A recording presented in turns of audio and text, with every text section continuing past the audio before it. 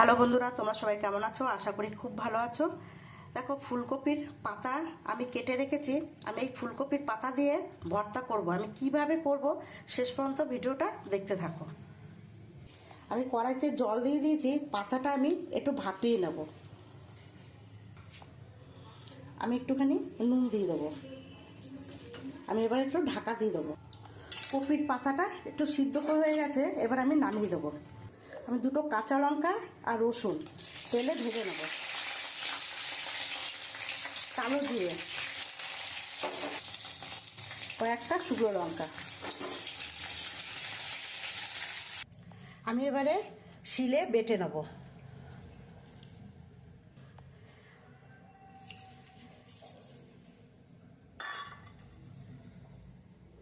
আমি এর মধ্যে একটু ধনে পাতাও দেবো, দিয়ে আমি সব দেওয়া হয়ে গেছে, এবার আমি বেটে নেব।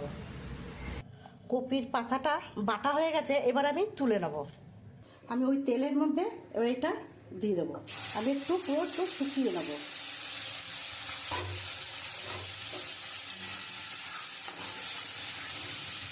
আমি এখানে একটু নুন দিয়ে দেবো। আমি এখানে হলুদ দেবো না। দেখো বন্ধুরা, কপির পাতার ভর্তাটা হয়ে গেছে। যদি আমার ভর্তাটা ভালো লাগে তাহলে একটা লাইক, কমেন্ট, শেয়ার করে দিও। আর তোমরা এরকমভাবে বাড়িতে করে খেও, আশা করি খুব ভালো লাগবে।